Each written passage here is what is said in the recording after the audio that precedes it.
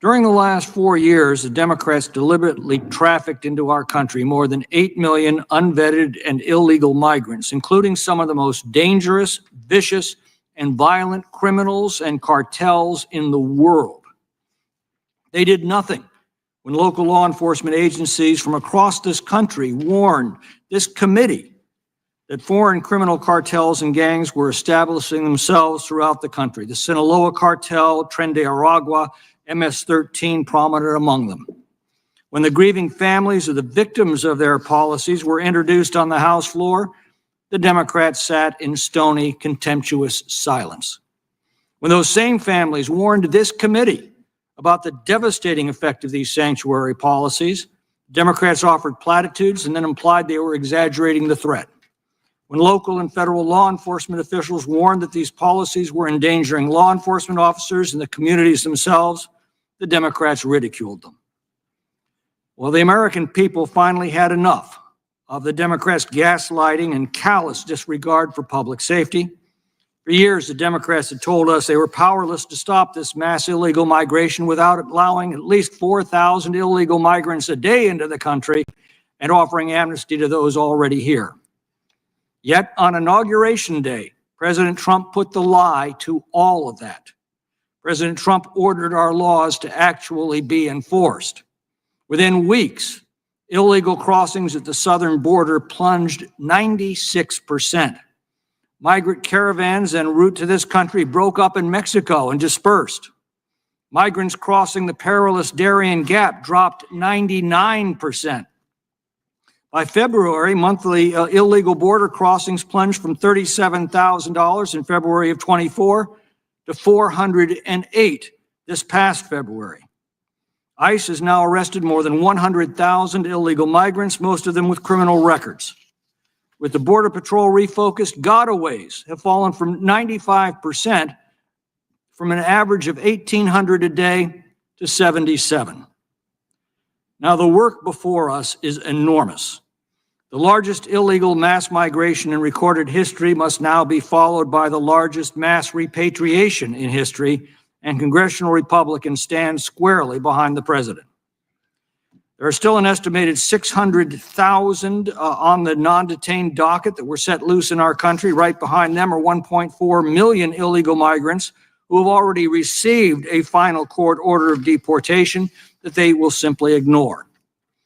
Now, instead of recognizing and respecting the wish and will of the American people to see their communities made safe again and their borders made secure again, the Democrats continue to obstruct the enforcement of our immigration laws. For the first time since antebellum days, the Democrats have returned to their doctrine of nullification, that recalcitrant jurisdictions can simply defy and nullify federal law. Take Adams County, Washington, for example.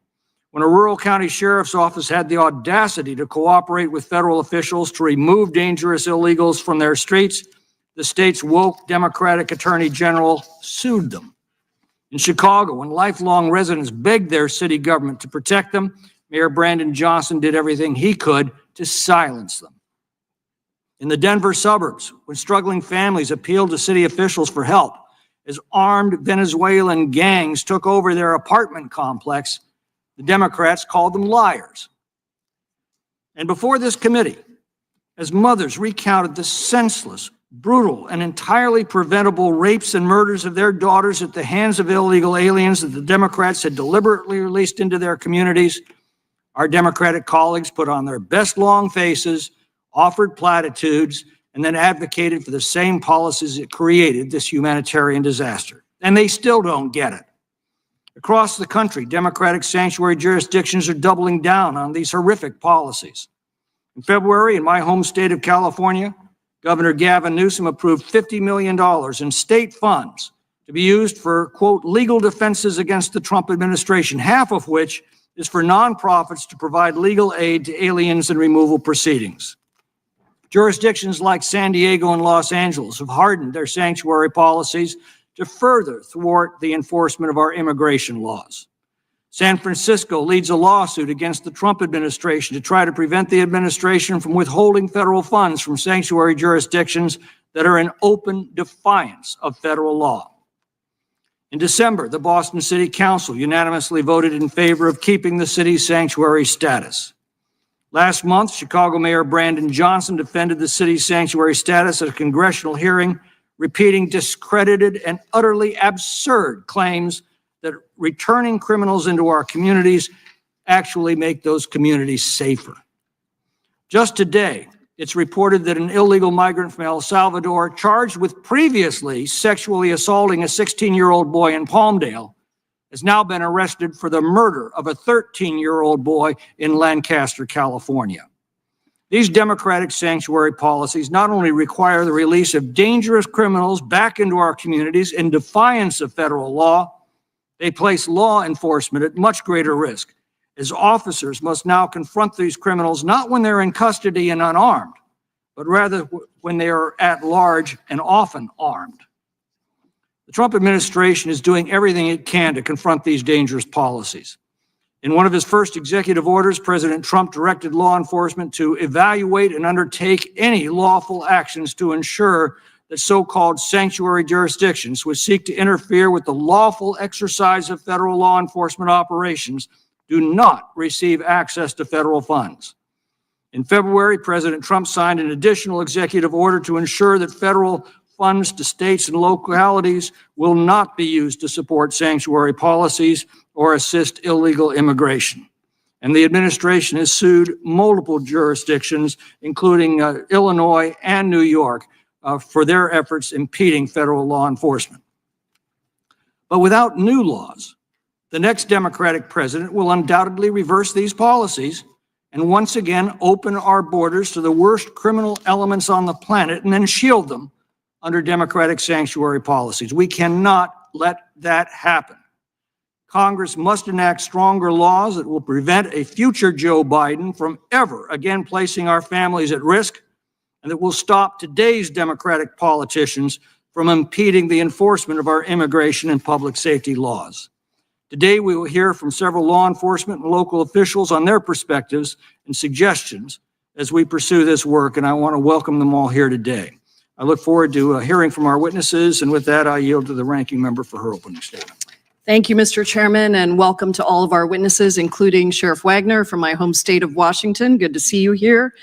Perhaps the chairman would have this level of concern for the victims of senseless gun violence across this country. 47,000 people who were killed from gun violence just in 1 year alone. Or perhaps the chairman would have this level of concern for the families of law enforcement that were killed during the January 6th insurrection on the United States Capitol, or even the families that are suffering from rising grocery prices and devastated retirement accounts thanks to Donald Trump's chaotic economic policy. Ever since Donald Trump came into office, my colleagues have been very happy to sit back and let him run completely roughshod over our laws. President Trump, Tom Homan, Stephen Miller, all led you to believe that this attack on immigrants was supposed to be about criminal immigrants. It was supposed to be about people who threaten public safety, despite the fact that research clearly shows that immigrants commit fewer crimes than Americans. They actually led you to believe that they were for the immigrants who did things legally. I can't tell you how many times on this committee I've sat here as my Republican colleagues say, we're not against legal immigration, we're for the people who do things legally. They led you to believe that legal immigrants had nothing to worry about, people on permanent residence status or legal visas or legal status. They even led you to believe that somehow getting rid of immigrants would be good for American jobs, that it would bring down costs for the American public, and that this was all about caring for you versus them, some shady criminal immigrant that might be invading our communities.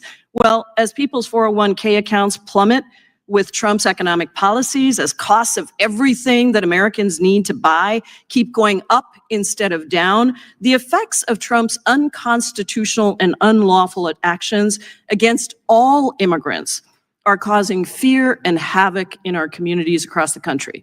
Let me be clear.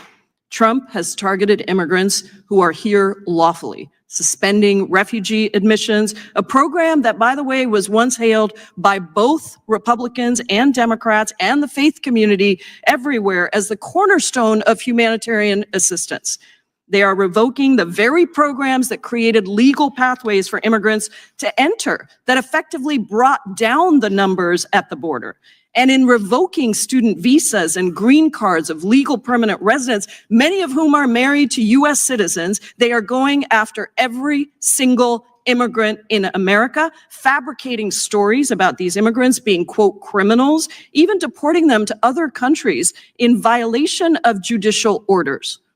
All of this leads us to ask once again, as the Fourth Circuit said earlier this week, in the case of a Maryland father who was, quote, mistakenly deported to a Salvadorian prison by the Trump administration. If due process is of no moment, what is stopping the government from refusing and removing to return a lawful permanent resident or even a natural-born citizen? That is a quote from the judge in the decision. This obsession to weaponize every part of the U.S. government against immigrants is hurting Americans. It's taking away critical resources for crime prevention and counterterrorism, drug interdiction, and other law enforcement at the Department of Justice and Homeland Security investigations, and it's terrorizing immigrants and their U.S. citizen family members, including those with no criminal background and with legal status. Now, the Trump administration wants to coerce state and local law enforcement to help them round up immigrants by threatening to cut off their transportation and law enforcement funds if they don't comply, even though multiple courts have held that this is illegal, and numerous research studies and law enforcement officials have confirmed that keeping the long-standing distinction between federal immigration and local law enforcement actually helps keep communities safer. In 2019, my home state of Washington passed the Keep Washington Working Act with bipartisan support. It's a common sense law to ensure that local policy remains focused on public safety of all residents rather than enforcing federal immigration law. We know that when local police act as immigration agents, immigrant communities and their families are less likely to come forward to report a crime when they are a witness or even a victim. It destroys the trust that police rely on to preserve public safety in communities. Courts have ruled multiple times that states have the right to enact laws like Keep Washington Working Act. And despite what you might hear today, the law does allow information sharing with the federal government when necessary for an ongoing criminal investigation or pursuant to a court order or a judicial warrant. As the Trump administration continues to bully and intimidate the country to bend the knee, we won't be intimidated. And I fully support Attorney General Nick Brown's efforts to ensure that everyone in our state follows our laws. The Major City Chiefs Association has repeatedly reaffirmed that across the country, if law enforcement officers are viewed by members of the immigrant community as colluding or working with immigration law enforcement officers, this would, and this is a quote, result in increased crime against immigrants in the broader community, create a class of silent victims, and eliminate the potential for assistance from immigrants in solving crimes or preventing future terrorist acts. The Major Cities Chiefs Association has also explained that cooperation with the immigrant community is a crucial part of solving crime and preventing further criminal activity within the entire community, including ensuring protections for victims of domestic violence and sexual assault. Instead of trashing the rights of every American and destroying communities in our economy, this subcommittee should be holding hearings on why Mahmoud Khalil remains detained simply for expressing pro-Palestinian views that Donald Trump doesn't like, or why Alfredo Juarez, a longtime labor leader, has been detained in my state of Washington, apparently simply for organizing farm workers for fairer wages. Or why a local roofing company just had a raid where 37 immigrants who are longtime residents in our state building affordable housing for our communities were all picked up and jailed. Or why the administration refuses to return Kilmar Abrego Garcia to the United States to reunite with his U.S. citizen wife and his 3 children, even after admitting to mistakenly deporting him to a Salvadorian gulag where he fears for his life. Let's have a hearing, Mr. Chairman, on the disappearing and the kidnapping of people across this country, instead of hurting public safety for all Americans by undermining trust policies of local jurisdictions. I yield back. Lady yields back. The chair is now pleased to recognize the chairman of the full committee, Mr. Jordan, for his opening statement. I think the chairman, here's how it works. I sends a detainer to the local sheriff or the local police chief and says, hey, if you're gonna release this migrant who we know is here illegally, who's been accused of some crime, if you're gonna release him, give us a heads up. Give us 48 hours before you're gonna release him, give us a heads up. And they do that because that protects everyone. It protects law enforcement resources. It protects the public from letting a guy out. It protects law enforcement when they go to arrest this guy out on the street, if they can do it in the jail or in the local facility, much better. And frankly, it protects the illegal migrant. And how do we know all that? Because it just happened in Denver not too long ago. Denver's a sanctuary city. I sent him a detainer. Well, they had this guy in custody for 310 days. I sends him a detainer. The Denver, because of their sanctuary city policy, says, no, we're not going to give you a notice. We're going to send you this. We'll give you notice like 1 hour before. And they release the guy to the streets. We actually have the form where it says stamp, release to, and there's a blank. They write in the streets. And then law enforcement goes to arrest him. And guess what happens? Law enforcement officer gets hurt, took resources, money to do that when they could have just went to jail because they had to send more agents. And it hurt the migrant himself because they ended up tasing this guy when they could have just kept him in the jail. ICE comes there, goes from the jail to handcuffs you to take him to wherever they're going to take him. But no, we can't do that because we're a sanctuary city. And now it's gotten even worse. Now, if you're a sanctuary state, they come after law enforcement like Sheriff Wagner, who's trying to do the right thing. Use the resources in a proper way, protect the migrant, protect law enforcement, protect the public. No, we're a sanctuary city. We're going to release them to the streets, even though they had a detainer months before that said, just give us a heads up and we'll come down and do it the easy way. That's why this sanctuary city policy, sanctuary state policy is so darn ridiculous. So I appreciate the chairman having this hearing. I appreciate our witnesses, particularly law enforcement, who we have here on the front lines of this every single day. Thank you all for what you do, and I yield back. Gentleman yields back. I now recognize the ranking member of the full committee, Mr. Raskin, for his opening statement. Thank you, Mr. Chairman, and thank you, Ms. Jayapal, and greetings to the witnesses. Donald Trump's ruinous tariffs and calamitous trade war against the world, except for Russia, have crashed the stock market and cost American workers and retirees and farmers $11 trillion in 1 week. 1 week. And the Republican majority in the House could stop this nightmare today by exercising our powers over international commerce. But they prefer to own the tariffs and own the trade war. We'll see how well that works out for them going into the future. It's certainly not working out well for the American people. Now desperate to displace attention from this world historical economic debacle and the fact that courts have struck down more than 55 of their lawless, unconstitutional executive orders and actions, they invite us to discuss again immigration. So be it.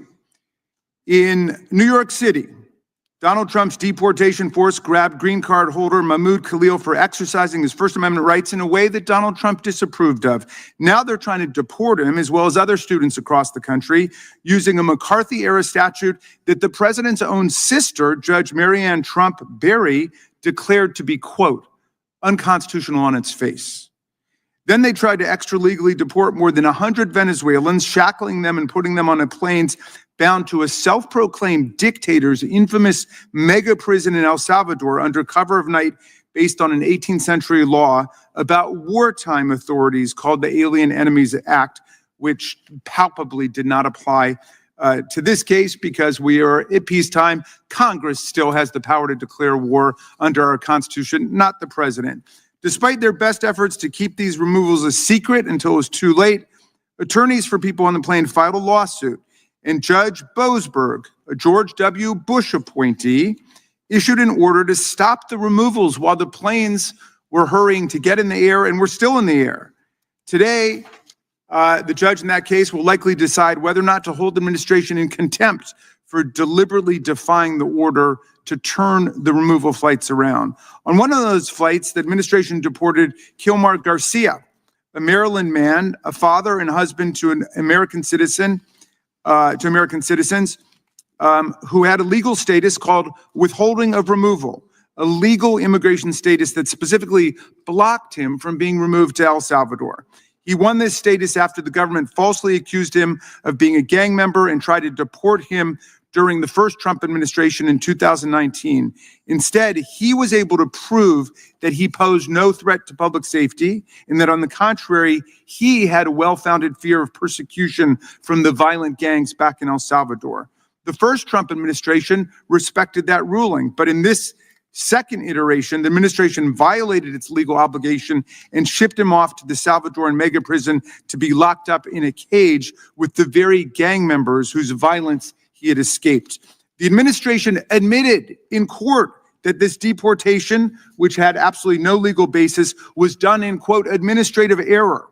And a judge ordered them to return Mr. Garcia to the United States by midnight this Monday. Rather than bring back the man they admitted they had wrongfully deported, the administration placed the attorney who argued the case on leave and decided to double down and appeal the order. We've seen the administration conduct indiscriminate raids that round up people with no criminal records, who've lived in our country for decades, who own homes and pay taxes, whose family members are U.S. citizens, and who pose no threat to public safety.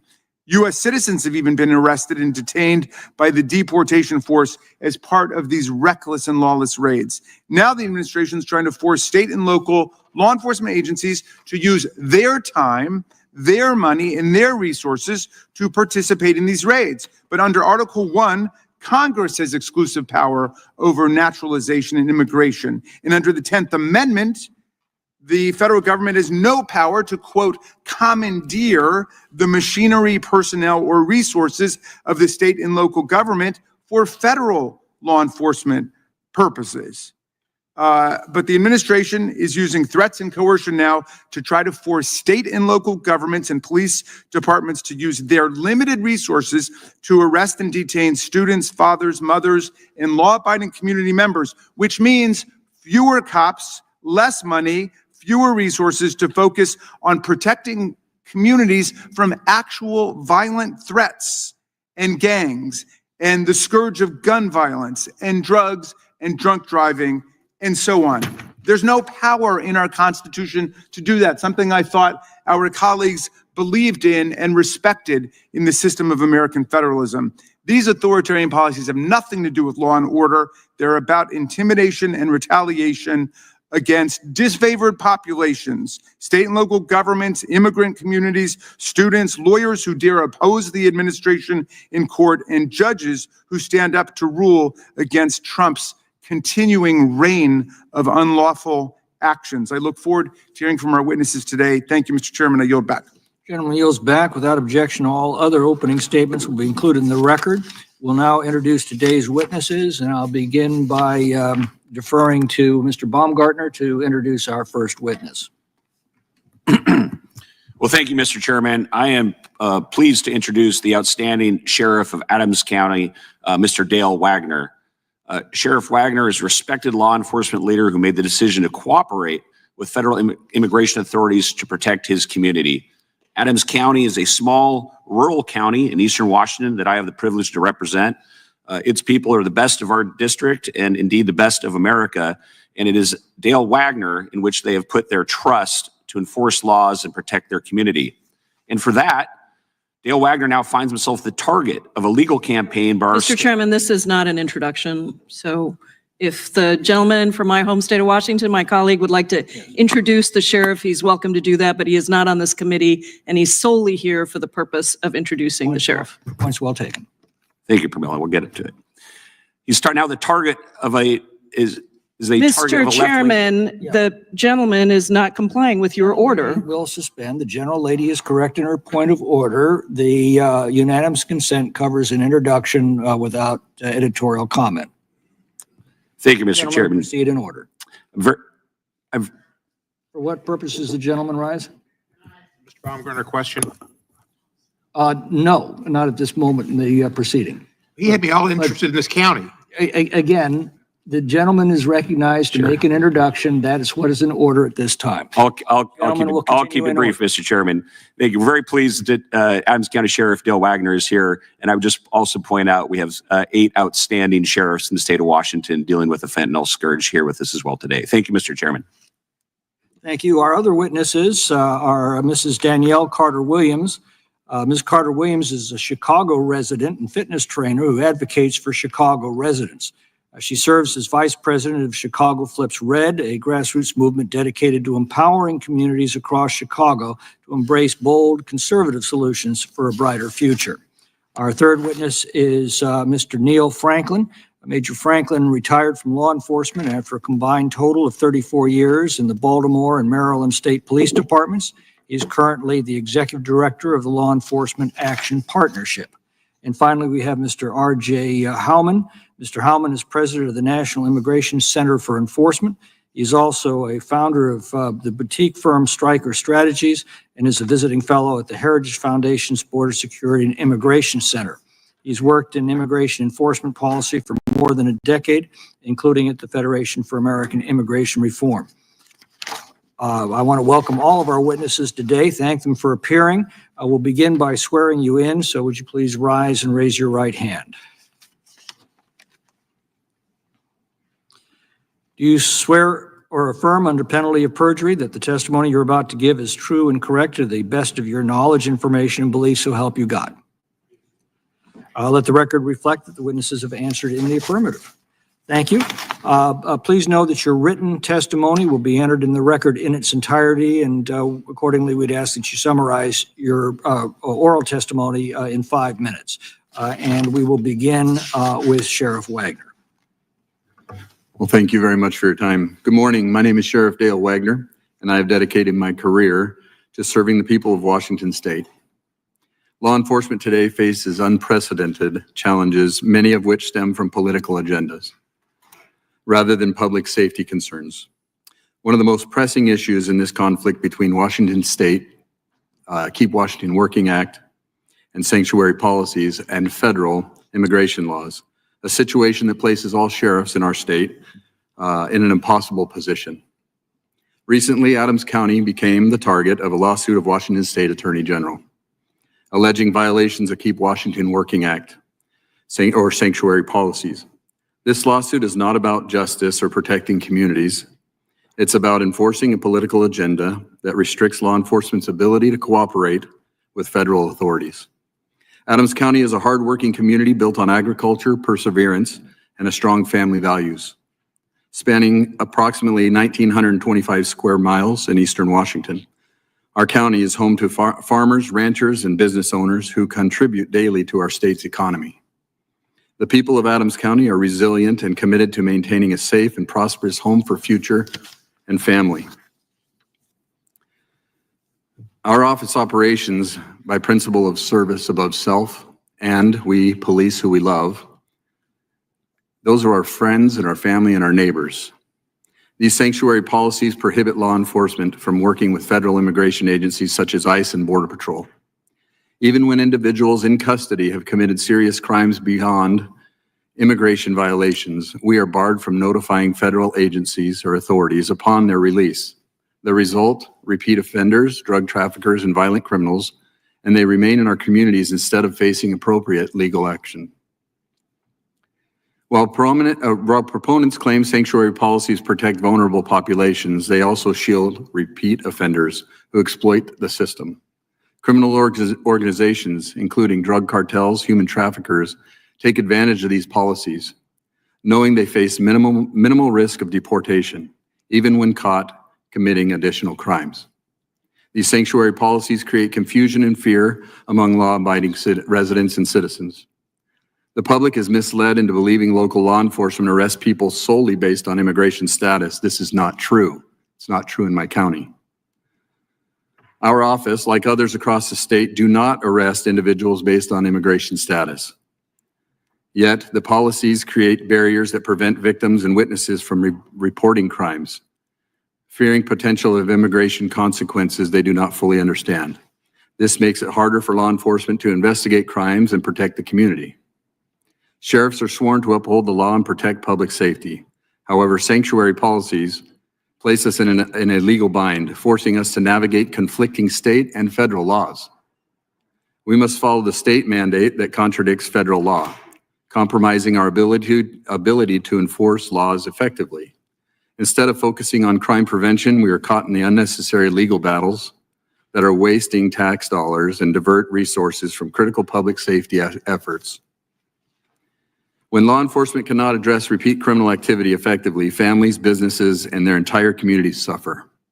Hardworking residents should not have to live in fear of criminals who exploit policies designed to shield them from accountability. Public safety is a must and our priority, not political agendas. Rather than allowing law enforcement agencies to work at local, state, and federal levels together, sanctuary policies force us to rearrest individuals who could have been transferred to federal custody. This strains our jails, wastes tax money, and puts residents at unnecessary risk. The solution is not to pit state and federal authorities against one another, but to ensure public safety remains a top priority for everyone. Law enforcement should be allowed to do its job without political interference. We must defend the constitutional authority of sheriffs and enforce the laws that we protect our citizens with. We advocate for policies that support law enforcement effort rather than hinder them. Continue hiring and training the best deputies and police officers to uphold the highest standard of professionalism and integrity.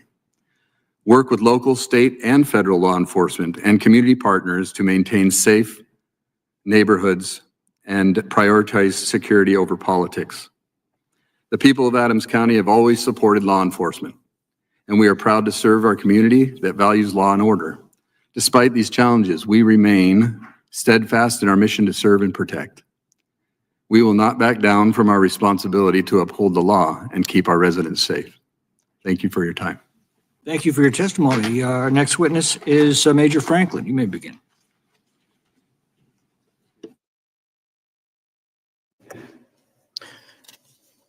Good morning, Chair McClintock. Honorable committee members, thank you for allowing me to testify today. My name is Major Neil Franklin. I am retired. I'm here today representing myself, having served a 34-year law enforcement career in the Baltimore Police Department and the Maryland State Police, as well as representing the Law Enforcement Action Partnership, LEAP, where I was the executive director for an additional 10 years post-retirement. Lieutenant Diane Goldstein is now the current executive director. LEAP is a nonprofit law enforcement, nonprofit group of police prosecutors, judges, other criminal justice professionals who speak from firsthand experience. Our mission is to make communities safer by focusing law enforcement resources on the greatest threats to public safety and working toward improving police-community relations.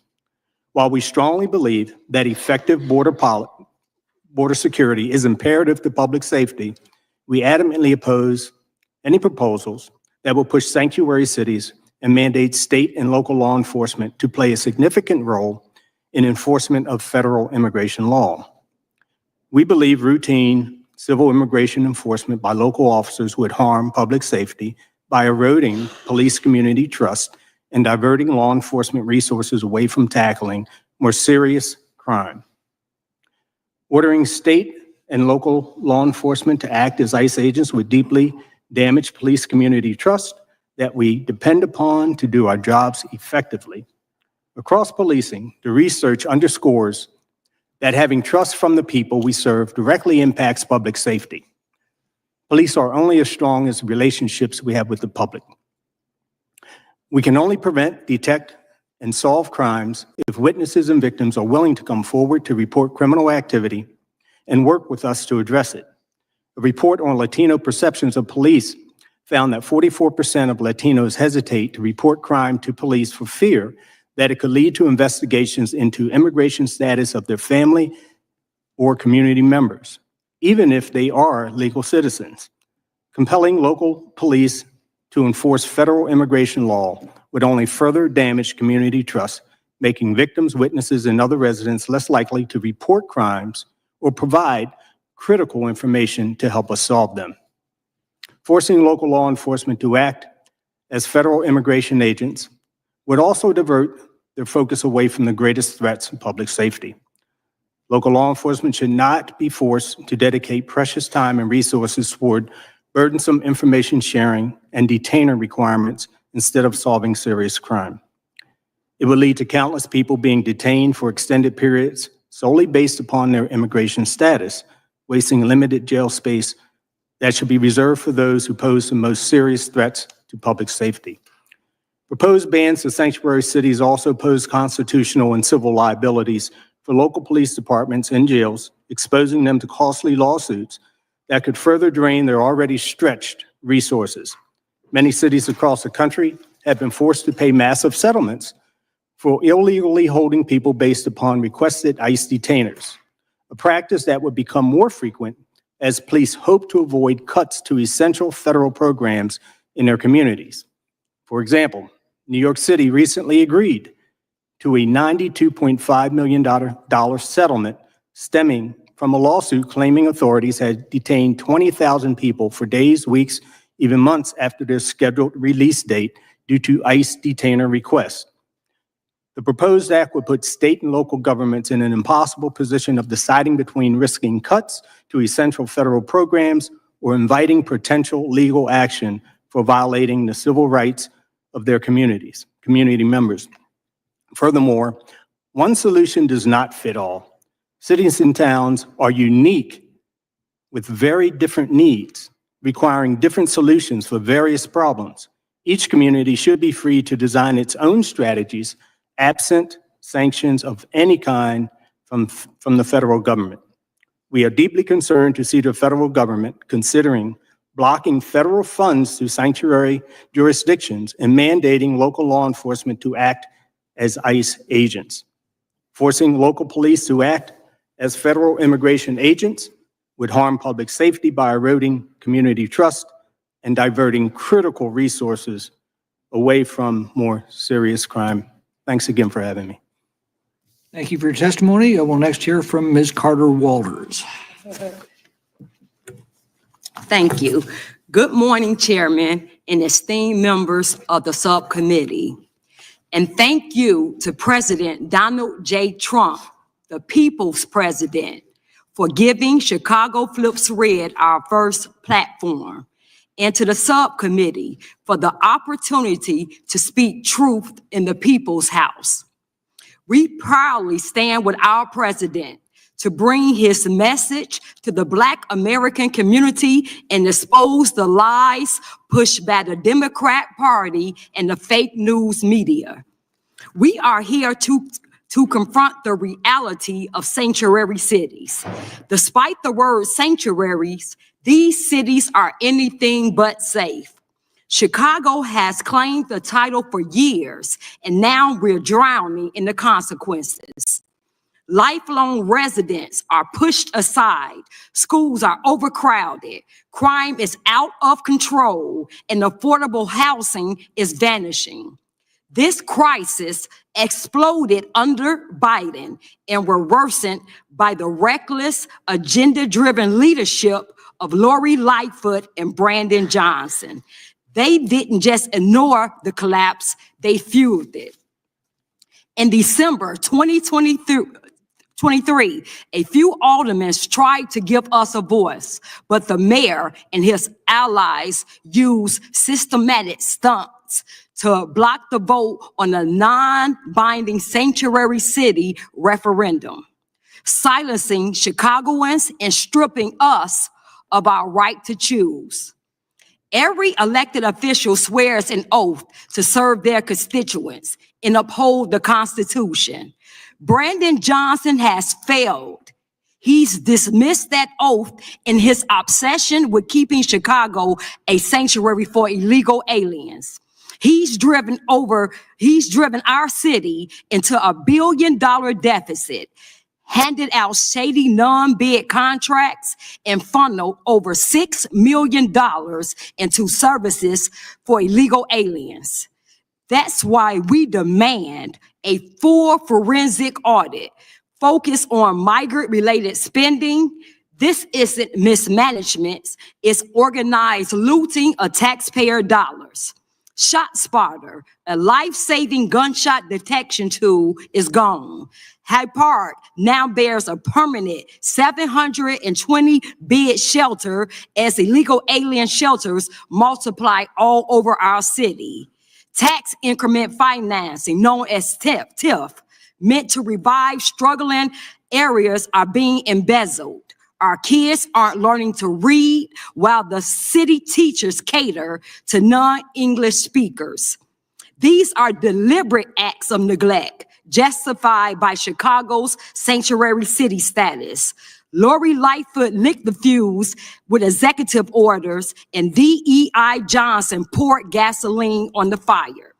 Field houses has been taken, police stations overrun with illegal aliens in tents and are on the floors, leaving officers demoralized. My husband, a retired CPD officer, saw it all. Violence, disease, measles and tuberculosis outbreak, prostitution, and bed bugs that reached our home.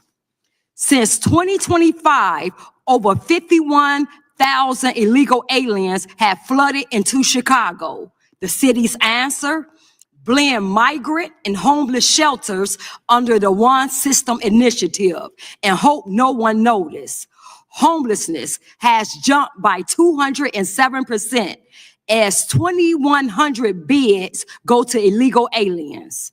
When state funding ends in 2025, corrupt insiders will pass the contracts among themselves. This isn't policies, it's racketeering. My husband and I are tax-paying business owners. We did everything right. We invested in the opportunity zone. Thank you, President Trump. Applied for grants, and we were denied. Yet 140,000 illegal alien-run businesses were funded without question. Law-abiding citizens are being replaced to serve a political machine. MS-13, Trendy Agua, they're here. Their graffiti marks our neighborhoods. New gangs, the Venezuelan Disciple is forming in our neighborhoods. One shelter gets 20 to 30 police calls daily. Drug use, harassment, loitering, and violence have turned parks, sidewalks, and porches into no-go zones. This isn't immigration. This is an invasion. Sanctuary cities do not protect us, they abandon us. The citizens of Chicago, we demand a full forensic Ms. Carter audit Walters. of every dollar tied Ms. to Carter migrant. Walters, very much appreciate your testimony, but we have to limit it to 5 minutes. But you'll have an opportunity to expand on those remarks during the question period. So appreciate your testimony. Okay. And we'll finish with Mr. R.J. Hallman. Chairman McClintock, Ranking Member Jayapal, and esteemed members of this subcommittee, I come before you today to discuss a crisis that threatens the very foundation of our great nation, a crisis that's been born of reckless policies that jeopardize the safety of our communities and shred the integrity of our immigration system. The sacred duty of any government is to shield its law-abiding citizens from harm. It's the bedrock of why we submit to governance, why we uphold the laws that bind us together. We cherish our families, our neighbors, our way of life, and we trust that the law will stand as our shield, a unifying force that levels the field for all. That's what sets America apart, our reverence for the rule of law. So profound that we demand every aspiring citizen to swear an oath steeped in its honor. But that system has betrayed too many of our people. It's not some abstract debate about legal nuance or political gamesmanship. It's talking the safety and security of our nation. We face a stark reality right now, even with President Trump in office. There are millions of illegal aliens roaming free among us. Some are on ICE radar, 98% aren't. They're nearly all in the shadows. There's criminals, those with final orders of removal who went through due process, 1.4 million of them. And then there's the unknown. And then worse, you have hundreds of so-called sanctuaries. They roll out the red carpet for these lawbreakers while turning their backs on the honest citizens that they're sworn to protect. What strikes me is the silence from one party up here on Capitol Hill. There's no demand for real enforcement. Instead, we're drowned in a chorus of tired slogans and distractions like tattoo motives, chanted as like it could offset illegality. Well, it can't. Amnesty for all, no risk, no consequences. That seems to be the agenda. At the same time, a lot of folks rail against empowering state and local police to aid federal efforts, twisting logic into knots. These are the same officers that we trust to hunt murderers, rapists, traffickers. But if you inject immigration status into it, suddenly they're unfit. Their competence and integrity are repeatedly questioned, again, unless they are defying federal law outright. Then, of course, in sanctuary jurisdictions, everything they do is cheered or enabled. And that brings us to the deceptive term as well, sanctuary jurisdictions. It sounds noble, doesn't it? A haven, a refuge. But for whom? Not our sons and daughters, though left vulnerable due to them. Our communities are then torn apart. These sanctuaries shield the lawless, not the lawful, and that betrayal cuts to the core of what America must stand against. The American people spoke loud and clear in November. It's time for Congress to wake up, shift into the President Trump's gear, and act decisively. End sanctuary cities for good and launch mass deportations now. Every day we delay, we roll the dice on the next preventable tragedy, the next innocent life lost to a criminal alien that we could have deported. And lastly, just consider the numbers that are pretty much hot off the press. From October 1st, 2022 to February 6, 2025, more than 25,000 detainers were declined by sanctuary jails. More than 1,400 instances. The jails failed to give adequate notification to ICE to take custody of the aliens. You see it at more than half of the declined detainers were prisons in California, just where we saw a heinous crime where the child's body was found 10 minutes from where I grew up. When's enough enough? Congress needs to act. Give ICE the resources to act in accordance with the law, deliver on an electoral mandate, secure American communities. And then it's time for statutory changes to make sure these changes last and our system gets ramped up in terms of integrity. I yield back. Thank you for your testimony. We'll now proceed with questions under the 5-minute rule, and we'll begin with Mr. Biggs. Thank you, Mr. Chairman. I thank the witnesses for being here today. I've read all of your statements that you've submitted. I've been listening intently to your testimony. Mr. Hallman, I just want to confirm Cook County Jail in Illinois from October 1st, 2022 to February 6, 2025, released more than 1,000 criminal aliens into their community. Correct. Is that accurate? Yep. And just want to confirm this, Mr. Franklin. I don't want to take this out of context. You said compelling local police to enforce federal immigration law would only further damage community trust. Is that an accurate reflection? I'm reading from your statement. Is that accurate? Yes, depending upon the jurisdiction and what those unique circumstances might be for that particular city or town. And Ms. Carter-Walters, in Chicago, where they've released over a 3-year period more than 1,000 criminals back into your community, does that make you feel safer as a citizen? No, Did it make your community feel safer? no, And did it provide actual safety when you saw MS-13 trained at Aragua roaming the streets there? no, So you've demanded a full forensic audit of every dollar tied to migrant shelters, right? yes, And a freeze on the $92 million budget until full reviews are completed? yes, sir, And you want the accountability and community input? yes, sir, And a federal investigation into potential corruption? And potentially, if there is corruption, you want prosecution, is that right? yes, And most importantly, you want an end to sanctuary policies that you feel disadvantages you guys as citizens of Chicago vis-a-vis illegal aliens who are being released into your community. we want to end sanctuary cities. And go to you now, Sheriff. Thank you, Sheriff Wagner. So you outline and give some examples of some horrific instances in your own county, particularly shocking case 2021 in Othello. Can you briefly recount that for us?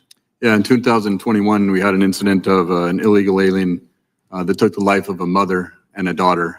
The daughter being a special needs female that had the capacity of a 5-year-old, and they did it in a very horrific way by dismembering the bodies and leaving them in a trunk of a vehicle. How did that impact your community? That was a huge impact in our community. How so? Well, any horrific crime, no matter who's involved, is going to impact the community. And I think that the situation that we were faced with is the limited resources that everyone keeps talking about here. I'm a department of 18 people, and that includes myself and my undersheriff that we're working. I'm not a politician by, I guess, my job I am, but we actually get out and do the work. And this situation. You imply that we don't get out and do the work, which is fair. That's fair, Sheriff. I'm not saying That's that. fair. I'm not saying that.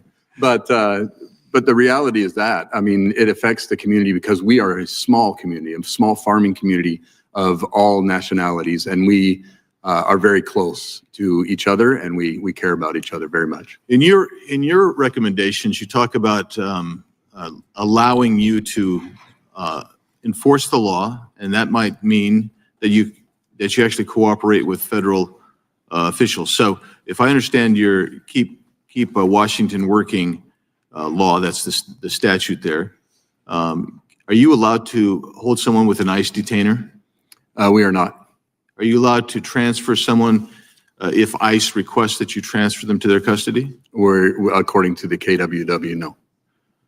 So the state law actually directly, not indirectly, not impliedly, it actually directly defies federal law, federal statute. That's what I understand, yes. Yeah, because federal statute says if you get a detainer, you're supposed to hold. Yeah. You're supposed to hold. That's what federal law says, and you can't do that there. Correct. How does that impact the safety of your community?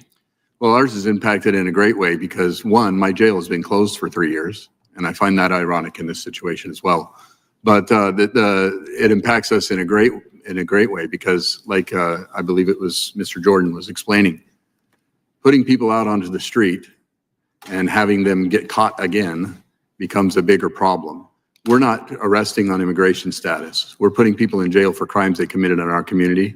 And then ICE, because of public records that are available and things like that, they have the ability to find out who's in our custody and where they are and when they're released and all those kind of things.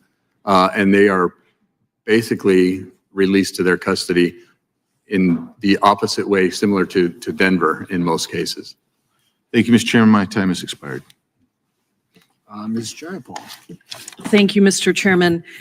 As I said in my opening, there are a lot of reasons why states and localities have adopted policies to leave immigration enforcement to federal government where it belongs. For some, it's about fostering trust with local communities. When immigrant communities know that calling 911 won't result in deportation for themselves or a family member, they are actually more willing to report and help law enforcement solve crimes, which makes all of us safer.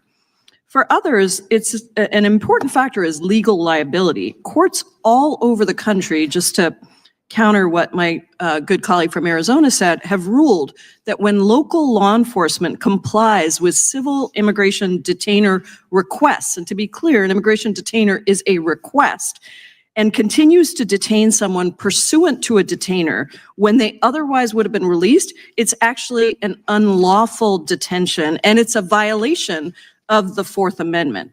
So Sheriff Wagner, I want to thank you again for being here and for the work that you do to support your community. And I believe you when you say you want to keep all of your residents in Adams County safe. You can just give me simple yes or no's to this. At any time since 2019, has the Adams County Sheriff's Office given the federal government personal information of any Adams County residents, like fingerprints, dates of birth, home addresses, or driver's license numbers? Just turn your mic on, Sheriff. Thank you. We do a program called Stone Garden.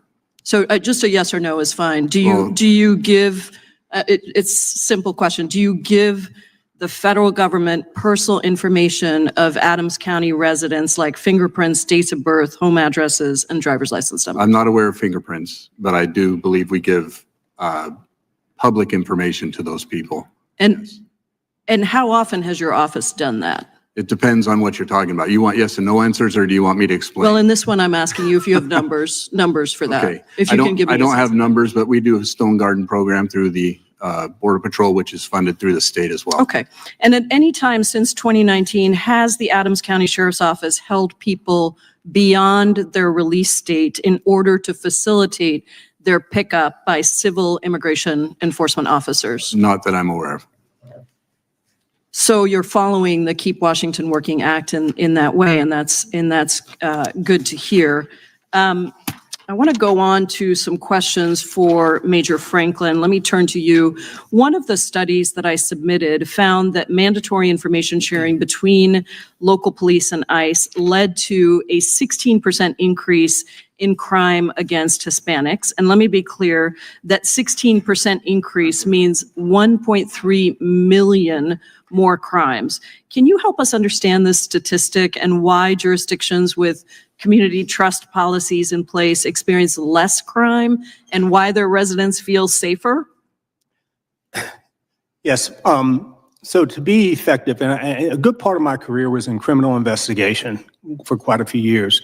And we first need to get people to report crimes before we can even begin to investigate them.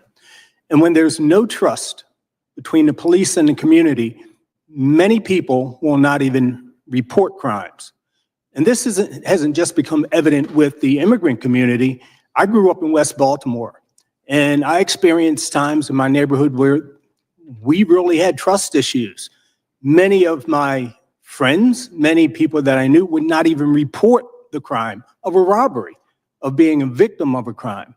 And then we need witnesses. Once we begin to investigate a crime, we need witnesses. So you have to have that trust that we, the police, are going to do the right thing.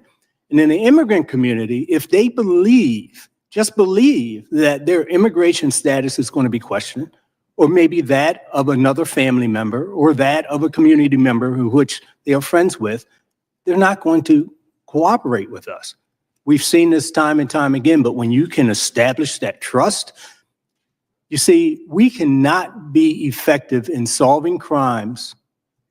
And most of the people who commit the violence is a very small number. Right. If we can get them, if we can focus on them, get them convicted, charged convicted, then we have a great chance of reducing crime. I just have a few seconds left here, but jurisdictions that adopted sanctuary policies experienced a 52 to 62% reduction in the domestic homicide rate for Hispanic women. Does that track with your experience as a law enforcement officer in jurisdictions with those policies? Yes, as creating the first domestic violence unit in the Maryland State Police, as being the president of Turnaround Incorporated, which was about domestic violence in Baltimore City, shelter services and counseling services. Yes, those numbers are very familiar to me. And there's a great report out, I believe it's... Time's expired. Well, usually the Okay. witness can finish answering. Mr. Tiffany. Thank you, Mr. He did Chair. answer. The answer was yes. It was a yes or no question, just and he finish his added answer. quite a bit more. A Mr. strong Tiffany. yes.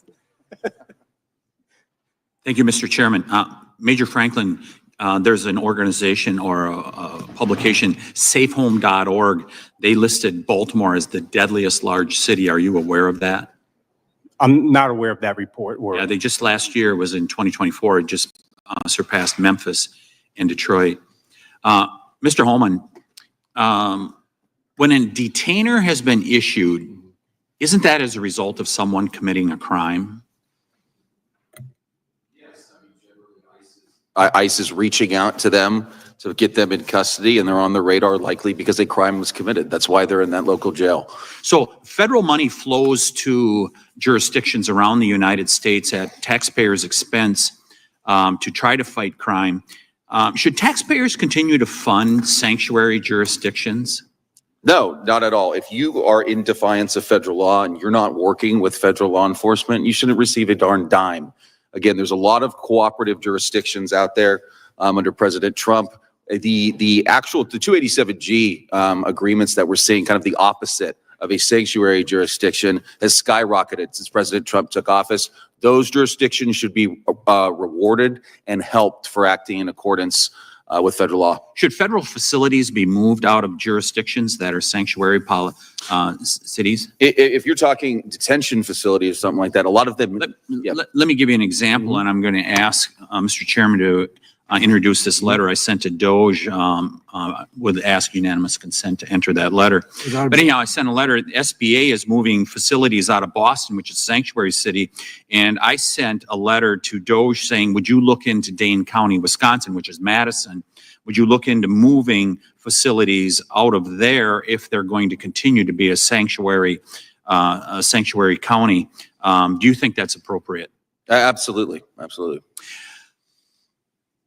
Sheriff, so I mentioned Dane County, Wisconsin, and there was a situation where a gang member from Venezuela, Tren de Aragua, gang member, he was charged with false imprisonment and battery in Dane County last year, went on to Prairie du Chien, Wisconsin, which is about 100 miles from Madison to Prairie du Chien, Wisconsin, over on the Mississippi River.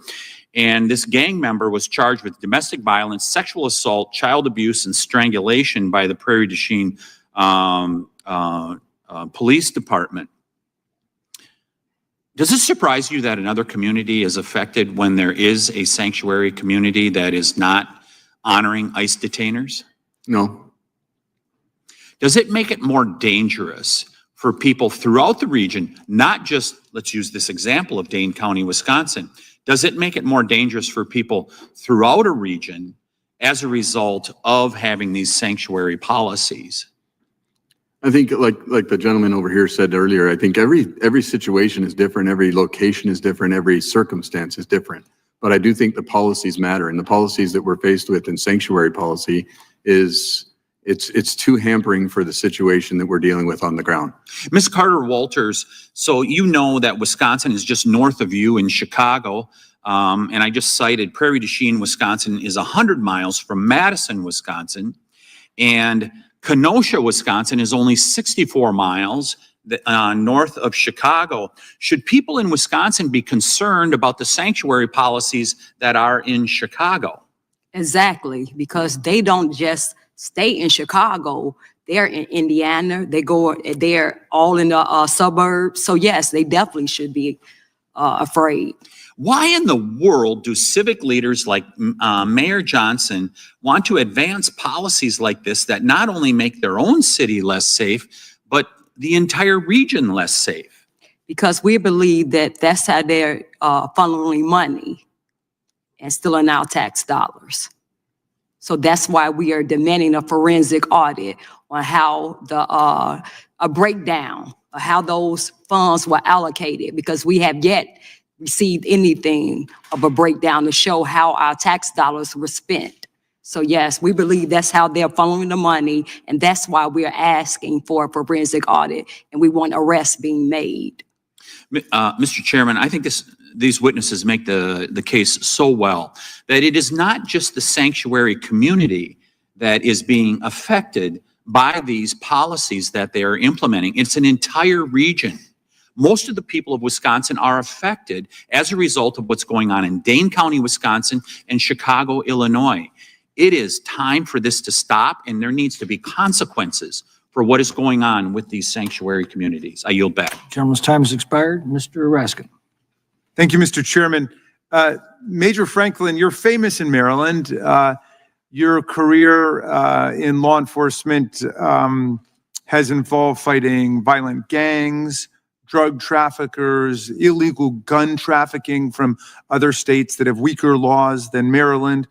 But you've also studied law enforcement and worked on it, not just at the micro level, but at the macro level. I wonder if you could explain how this works. My colleagues are talking about horrific, gruesome cases of undocumented people who engage in murder or rape, serious crimes like that. If someone is engaged in a crime like that and they have a warrant for the person's arrest and they bring it to a local or state official who's got control over their custody, if they're in their custody for another reason, doesn't the local government have to cooperate with that warrant and turn that person over immediately to the federal authorities? Yes. On a warrant, yes, we do. I don't know one case where we have not done so with a warrant. Yeah, I was searching. I couldn't find a single case where there was any local government that did not cooperate with a warrant that was to demand turning over the body of a person who had engaged in a serious crime. In fact, I saw an article about President Trump, who has been touting his ICE arrests. Half of them were people who were in local custody, and he asked for them to be turned over.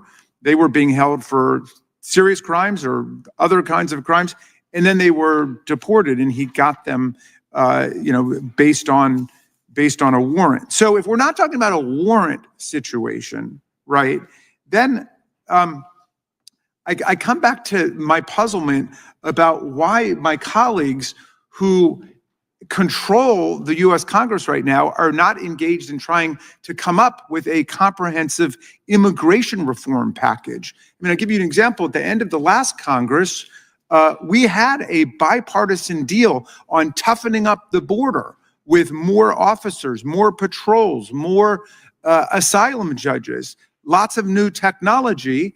The most conservative members of the U.S. Senate on the Republican side were championing it, advancing it. It had bipartisan support in the Senate. And then Donald Trump tanked it, basically saying for political reasons he didn't want it. He did not want a comprehensive immigration border solution. He wanted a problem to run against. And I see a lot of that in today's discussion. It's amazing to me that rather than engage in the hard work, maybe not even so hard anymore, of coming up with a bipartisan immigration solution, we would rather be beating up on local governments for not doing the job of the federal government.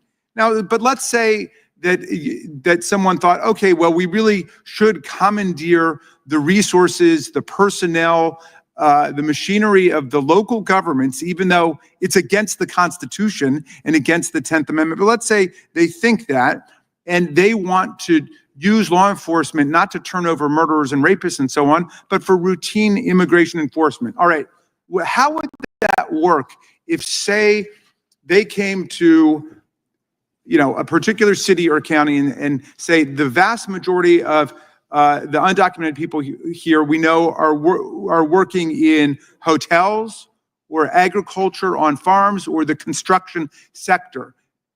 Could a city have the resources to say, we're going to send in raids of police on construction sites, on farms, in hotels to arrest all of these people that we think are here illegally? We don't have the resources for that. We don't have the people for that. We're struggling to find people, to hire people, and we just don't have the resources. We have calls waiting. We're call hopping, one day after next. The federal government's got a lot of money. We spend millions and millions of dollars just flying Donald Trump down to Florida to Mar-a-Lago to go play golf while he's crashing the stock market. Why doesn't the federal government spend that money? A locality might say. The cities are pretty hard up for money, right? They don't want to be invading all of the hotels and construction sites to go and look for undocumented workers. Do you think that's a fair request to put on the localities? No, it's not.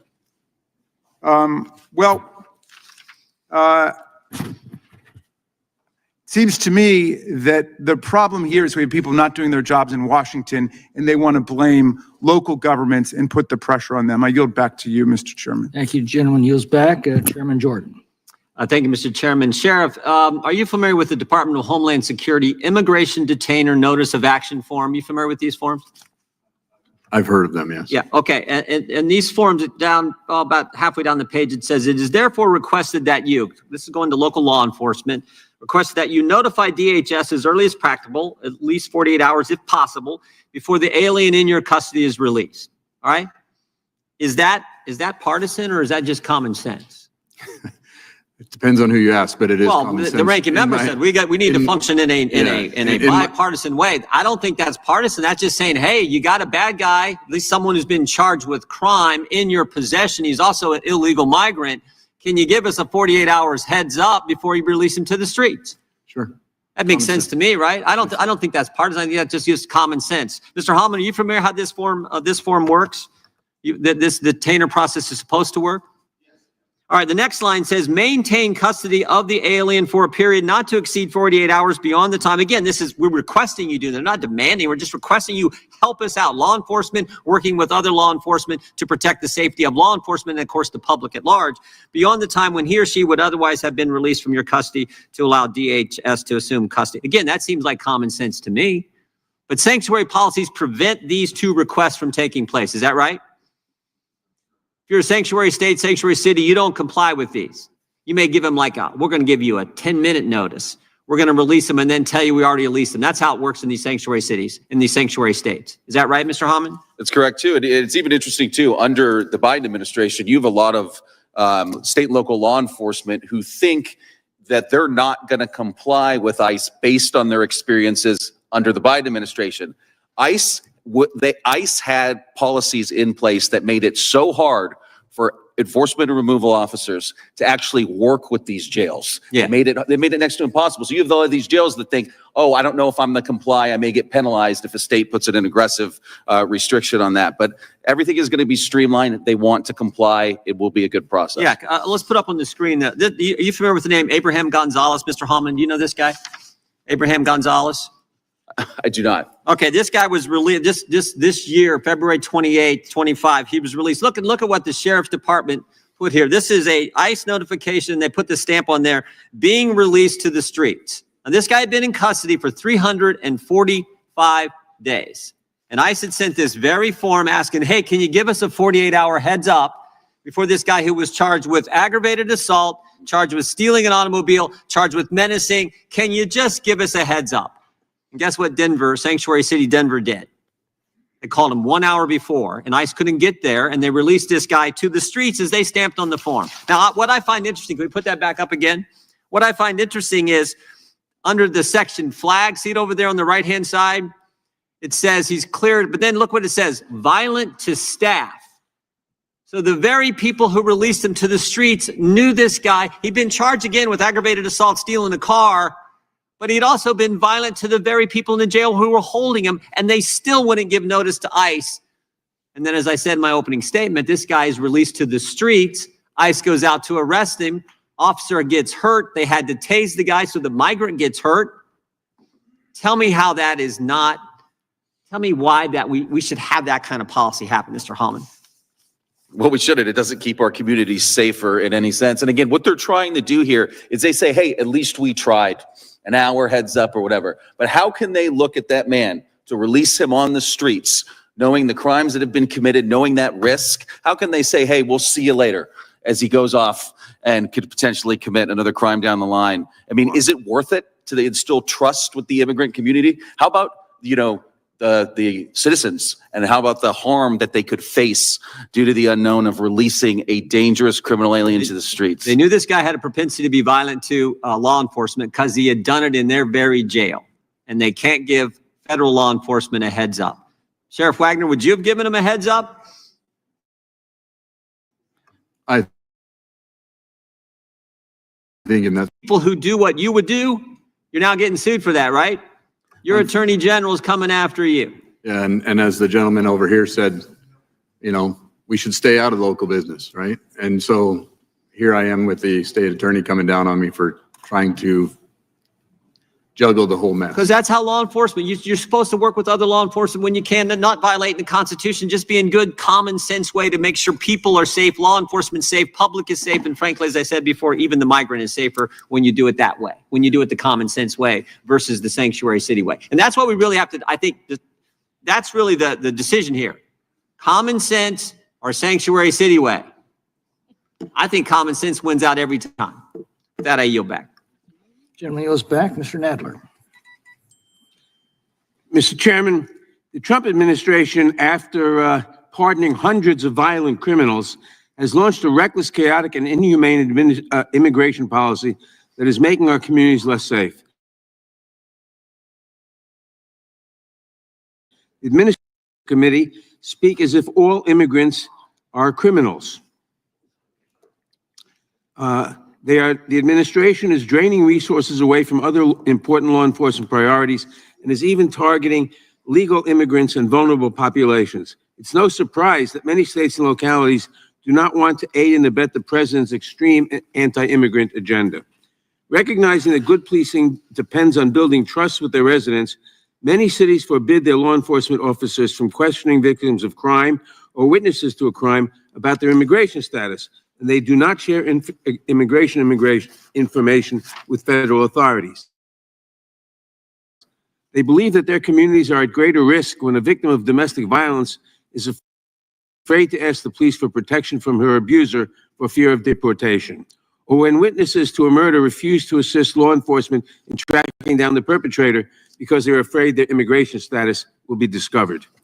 These cities have concluded that if they take on the federal responsibility to enforce immigration laws, it would destroy trust between immigrants and local law enforcement, which would make everyone less safe. Major Franklin, why is building trust with all members of the community so important to policing? I think you touched on something, sir, regarding the importance of, it's not just for keeping members of the immigrant community safe, because this very small number of violent offenders also prey on people outside of that community as well. So as soon as we can get the reporting of the crime, the cooperation from witnesses to have that person arrested, charged, convicted, and get them off the streets and hold them responsible, the better for not just the immigrant community, but the entire community. Is it fair to say then that if minority communities, immigrants, or really any part of your community feels unsafe going to the police, that it makes everyone in the jurisdiction less safe? Can you explain Absolutely. why? Again, because the importance of that trust, and this isn't something new, by the way. We've experienced the same thing with underserved communities where there's no trust with the police. And we fail to get an accuracy regarding the crimes because they're not reported. There's no trust in reporting the crime because they don't believe the police are going to do the right things. And in many cases, they believe the police may cause them some sort of harm. In the immigrant community, it's about being deported, and not just the victim or the witness being deported, but that victim or witness can be friends or relative of someone else who might be undocumented, and they fear that deportation. So there's going to be limited, if any, communication, any cooperation at all with the authorities. And it's not just about communicating with the police, it's about fearing interacting with other positions of authority and services within the city who they believe they may have some sort of relationship with law enforcement. They want to ensure that them and their friends and families are not subjected to deportation. Thank you. One of the priority Republican bills this Congress, H.R. 32, the so-called No Bailout for Sanctuary Cities Act, which has been teed up for floor consideration in the coming weeks, would gut billions in federal funding for states and localities, including funding for essential programs like public safety, education, and transportation, if states and localities are not able to aid the Trump administration in federal immigration enforcement. Would cutting federal funding from local and state police departments help or hurt public safety? It would make public safety much worse. Can you talk about the real-world impact that these cuts would have on the ability of law enforcement to protect their communities? Absolutely. When I was in charge of Baltimore City Human Resources, we had a special unit that applied for federal grants because we need the funding, we need the resources, not just for law enforcement activities and duties, but for other important things like youth programs, which are extremely important, other services, mental health services. There are many types of critical services that our communities need. Okay, thank you. As we've heard today, my Republican colleagues talk as if all immigrants are criminals. Could you tell us whether that's true and whether, in fact, the studies show that the crime rate among immigrants is lower than the crime rate among native-born American citizens? Studies show that among the immigrant community, it's lower. So most immigrants are not criminals? Absolutely. Thank you. I yield Time back. has expired. Sheriff Nails. Thank you so much, Mr. Chairman, and I thank the panel for being here. Thank you, Sheriff Wagner, those distinguished gentlemen behind you. I want to thank you all for your service. I'll give you a round of applause. Thank you for our county sheriffs. We need them. We need them. They're supported. you know, most of the crime, and I know Mr. Franklin or Major Franklin, you're talking about the distrust between the police and the communities they serve. Let's be honest with each other. You know where the distrust begins, right? It all starts in these large cities across America. I bet you if you ask one of those sheriffs, we had everyone come up here, they don't have a problem with trust between their agents or their deputies and the people they serve. It takes place in these large cities, the San Franciscos, the Chicagos. When you look at Chicago, and Miss Walters talking about Chicago, you had Lori Lightweight there. I mean, her approval rating was in the toilet. What, a 22% approval rating? I think she was the first incumbent to lose re-elect. And why is it? Her policies. It was the sanctuary city policies. She was horrible, absolutely horrible. All the anti-police rhetoric. Would you agree with me that that's why Lori Lightweight is no longer the mayor in Chicago? Yes, and that's why Brandon Johnson has a 6% approval rating. You should consider running for mayor. I think you're great. Anyway, Sheriff Wagner, you know, I was a sheriff, Fort Bend County, large county. Everybody that got arrested into my jail, I had about 1,800 beds. When you got arrested, every morning, every name, any name, didn't matter who it was, would get sent to ICE. We'd send it to ICE in Houston. They would scrub that list, and they would then determine who a detainer gets placed on. I complied with every single detainer. Didn't matter if they said a detainer needs to be placed on this guy, and we kept our people safe. That's why I was a very popular sheriff and never had to worry about a re-election, because the people supported what we did. But then when you got some of these liberal states, your state for a good example, Illinois and others, we created a law now in the state of Texas. We had a crazy rogue sheriff in Austin, go figure, in Austin, Travis County, that wasn't complying with these detainers. So we now have a law in Texas that says if you don't comply, a county sheriff does not comply with ICE detainers, you'll be charged with a crime and then you'll be removed from office. And most sheriffs across the great state of Texas support that. And I believe you would as well. Yeah, because it just keeps our people, safe. I want to thank you again too. In 2005, you know, I read your bio. You were awarded a Medal of Valor for one of your deputies that was shot by an illegal multiple times, I believe. That is correct. Yeah. So thank you for your service. You guys are fantastic. You know, you're being sued by your attorney general. I guess you're putting your community at risk. Did you know that? So if I can answer some of that, I know there's a lot going on, but the reality is this. You talked about the size of your agency and your jail. I have a 28-bed facility that's been closed for 3 years. We are not detaining on immigration status. We do share information through the Stone Garden thing that we are a part of, and several other counties across our state are doing, and the state actually gives us the money through it. They're the ones that take their cut and then give us the money. But yes, it is exactly what you're saying. Some of the actions in a few of the sanctuary jurisdictions, I want you to ask you if you think they're conducive to public safety. In King County, Seattle, illegal alien named Julio Cruz Velasquez, custody in 2019 with priors for rape, domestic violence, burglary, robbery, DUI, drug possession dating back to 2010. King County ignored the ICE detainers, released him into the community. He was then arrested later on for murder. It would have never happened if you'd have just complied with ICE. Does that sound conducive to public safety? No. It doesn't, of course not. The stories go on. Washington County, also in your state, illegal alien Alejandro Melandio Hernandez was arrested for manslaughter in a second degree for killing somebody while driving recklessly. The county ignored an ICE detainer, released him into the community, and he is still at large today. Does that sound conducive to public safety, Sheriff? No. Of course it doesn't. Let's go to Boston. April this year, Boston released an illegal alien charge of aggravated child rape rather than comply with an ICE detainer. Does that sound like conducive to public safety? No. Of course it doesn't, and the story goes on and on and on. Mr. Franco, we go to Baltimore. April 24, Raul Calderon, a 25-year-old Guatemalan national convicted of fourth-degree sex offense and second-degree assault. Despite ICE detainer's request, Baltimore County released him after suspending his prison sentence. Then in 2024, another individual, 25 years old, convicted of molesting two family members, 9 and 10 years old. It just goes on and on and on. Now, Baltimore has problems. You got a lot of corruption in Baltimore. Again, when you look at these major cities, Baltimore, Chicago, everywhere, they're run by far-left liberal Democrats and by Soros-funded DAs. And that's why you're getting clobbered in elections.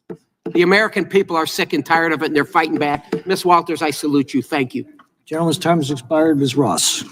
Thank you, Mr. Chairman and Ranking Member Jayapal, and thank you to the witnesses for your testimony today. This hearing is extremely timely. The Trump administration's recent actions against our refugee community are making people less safe, not more safe. Recently, the administration sent emails to Ukrainians escaping Putin's war of aggression, telling them, do not attempt to remain in the United States. The federal government will find you. Then a day later, they said, sorry, we made a mistake. Cutting off resettlement funds for Afghans who made it to the United States after fighting side by side with American troops. That's in this administration's agenda. Turning their backs on courageous Afghans who worked directly with our forces and are desperate to reach our shores, but have to hide out from the Taliban because we're not accepting refugees anymore. Revoking all U.S. visas held by South Sudanese passport holders because their government refused to accept a deportee that the Sudanese government said was Congolese, not South Sudanese. And then this administration claims to care deeply about persecuted Christians while slashing Christian refugee entry by 78% in the first term and doing even less to help Christians who are persecuted enter the United States today. All of these heartless and short-sighted actions by the Trump administration serve no discernible purpose besides bullying those who escaped war, authoritarianism, and disaster. Again, this bullying undermines the stature of the United States in the eyes of the world and makes all of us less safe. It diverts our law enforcement resources away from real threats in order to upend the lives of honest, hardworking people in need of refuge from the United States.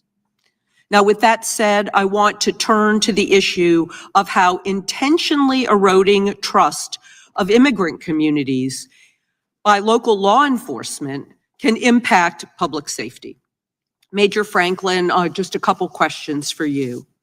Can you speak to how efforts by this administration to destroy relationships between the immigrant community and local police officers would be detrimental to public safety? Sure. It would be detrimental in a number of ways. Number one, I spoke earlier to being successful in identifying victims of crime, having crime reported, being successful during the investigation of those crimes so that we can hold those violent offenders accountable. But also it would be detrimental in the loss of critical resources that we desperately need among our law enforcement agencies around the country. And again, I want to speak to the uniqueness of every jurisdiction. We should have the ability to develop our own strategies that would work within those particular communities that have their own special needs. A loss of critical resources would devastate us in the law enforcement community in a number of ways. So I took an oath, not just to the Constitution, but to the people that I serve, to protect everyone who's in my community, no matter what their status is. And in order for me to do that, and my comrades to do that, you've got to have trust. You've got to build trust if you're going to get the information you need so that people aren't fearful when coming forward to report. They don't want to be victimized. They don't want their friends and family victimized. They want people held accountable, and they want to be able to come forward and trust us and not fear them or their friends being deported from the United States. Thank you. Are you familiar with the U visa, a visa for victims of crimes who cooperate with law enforcement or governmental officials in the investigation or prosecution of criminal activities? And if so, do you think that they're helpful? Yes, I am familiar with it, and they are helpful. Of course, the police officer has to take the initiative in filling out the paperwork when we're dealing with the victim to make sure that they're able to stay in the community and in the country. Thank you very much, and I yield back. Mr. Van Drew. Thank you, Chairman. Let's cut through all the noise, all the blur, all the politics, all the nonsense. Nobody on this side of the aisle, because it was repeated again over there before, ever said that immigrants are bad people. We love legal immigrants that come here the right way. They are great Americans. I'll tell you a story real quick. I was picked up in a taxi cab the other day in Washington, D.C. Young gentleman driving the taxi cab. I love to talk to people, start talking to him. He's from Ethiopia. He came here legally. He always wanted to be an architect. His cousin was an architect, and he admired him so much, and his cousin had helped him. But in Ethiopia, they tell you what you're going to be. You don't have that choice like you do in America. So he was told he wasn't going to be an architect. He legally immigrated here, worked his butt off, gave it everything he had, worked multiple jobs, got his degree, and was working still more because now he was getting his master's degree. He taught me. He said to me, for God's sake, protect your country. All these illegal immigrants coming here are not good. Legal immigrants are angrier about the illegal ones than anybody else. They did things the right way. They did it by the book. They're good people. We love them. So let's be clear. Cut the nonsense. I'm not directing that to you. And let's also cut the nonsense because it costs money. There's only so much money in this world, and we're going through a lot of budgetary stuff right now. And I make it clear, I'm fighting for Medicaid, Medicare, Social Security. Many of us are on both sides of the aisle. But when you're spending money on this stuff, it's less money for our children. It's less money for our seniors. It's less money for our veterans. It's less money for our disabled because we don't have an endless amount. So when you are spending tax dollars on that, our American people in our cities and in our rural areas and everywhere in between are getting hurt. Let's cut through the nonsense. We're taking things away from them, and it's wrong. You can't have a country without borders. You can't have public safety without law enforcement. You can't have public safety when you're releasing lawbreakers into the community. And not all illegals have committed horrendous crimes, but some have, and we're not checking on it properly. There have been murders. There have been rapes. There have been disfigurements. There has been all kinds of harm done. And when you create a sanctuary city or state, you are compounding that. And you know what? The only thing worse than the illegal people when they come here, especially those that are violent, are the people that condone that and give them benefits and help them to stay here. How wrong is that? They're hurting everybody else who voted for them. I'll give you one example. My home state, the state of New Jersey. Nationwide ICE is currently detaining nearly 48,000 illegals. It's exceeding its funding capacity, which, as you all know, is 41,500 beds. So, in the Northeast, particularly in New Jersey, we face a severe shortage of beds. So what did ICE do?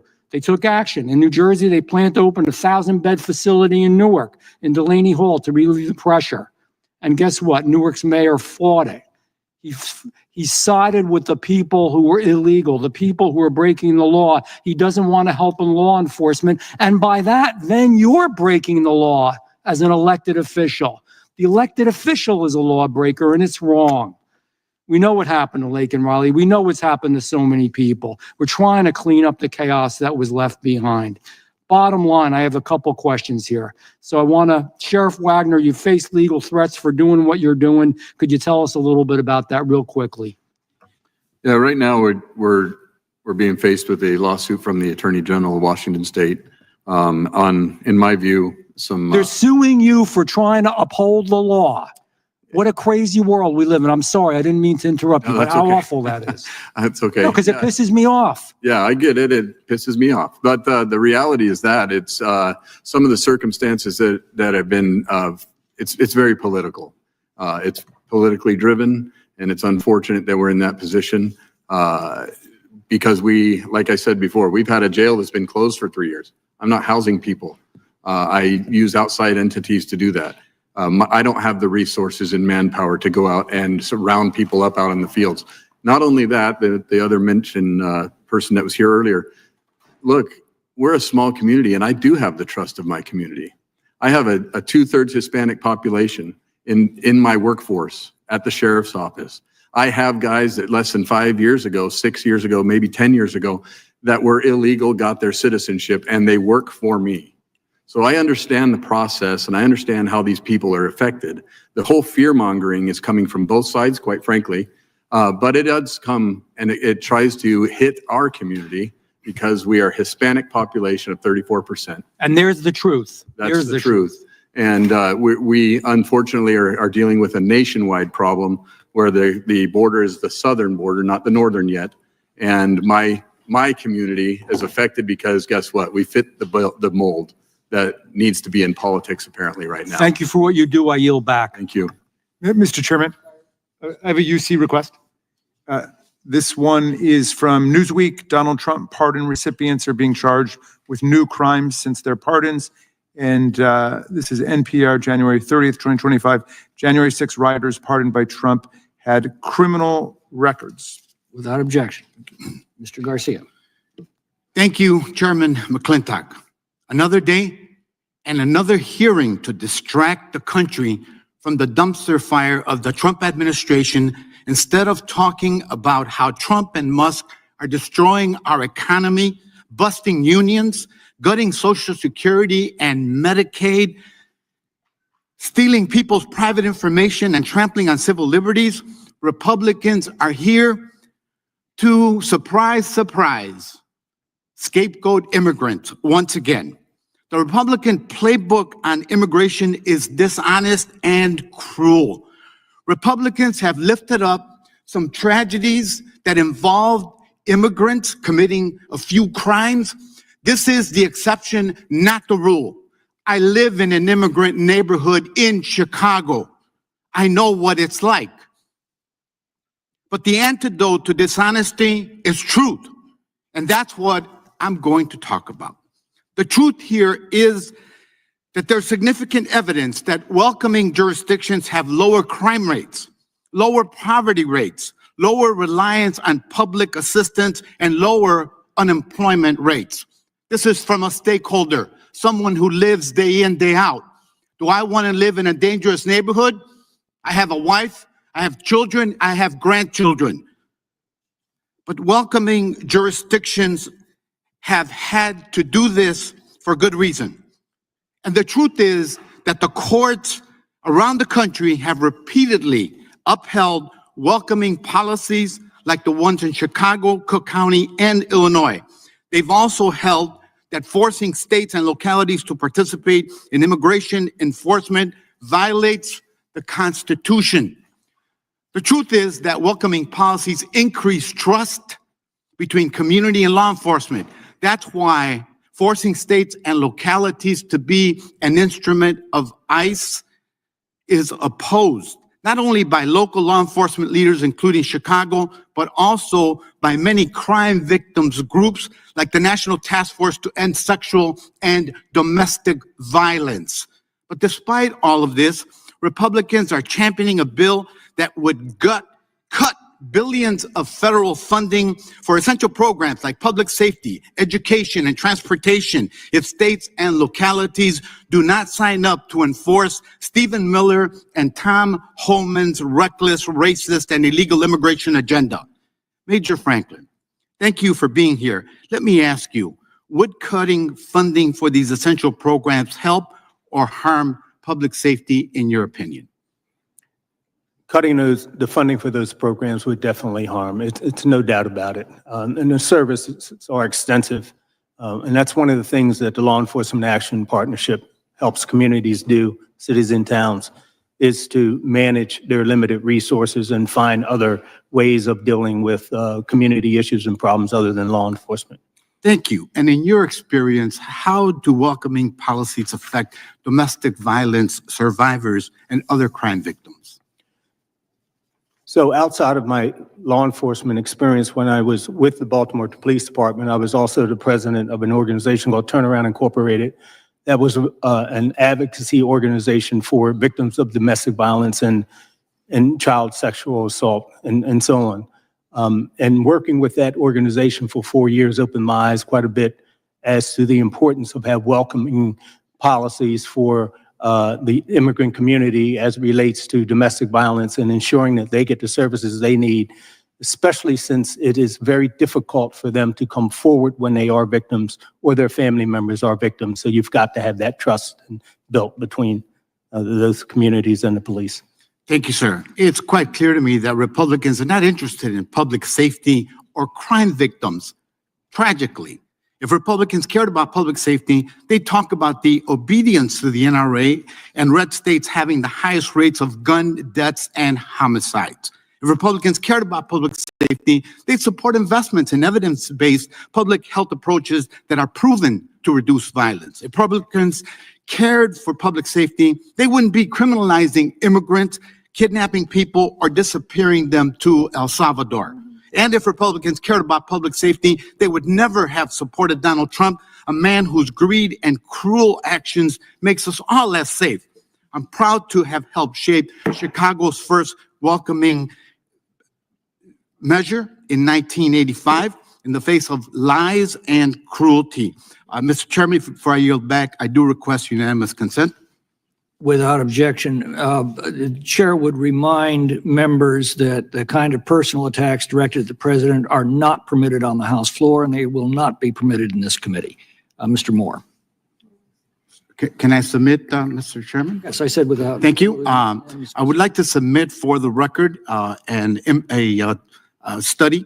Immigrants do not commit more crimes in the U.S. despite fear-mongering. Another article, immigrants are less likely to commit crimes than U.S.-born Americans, studies find.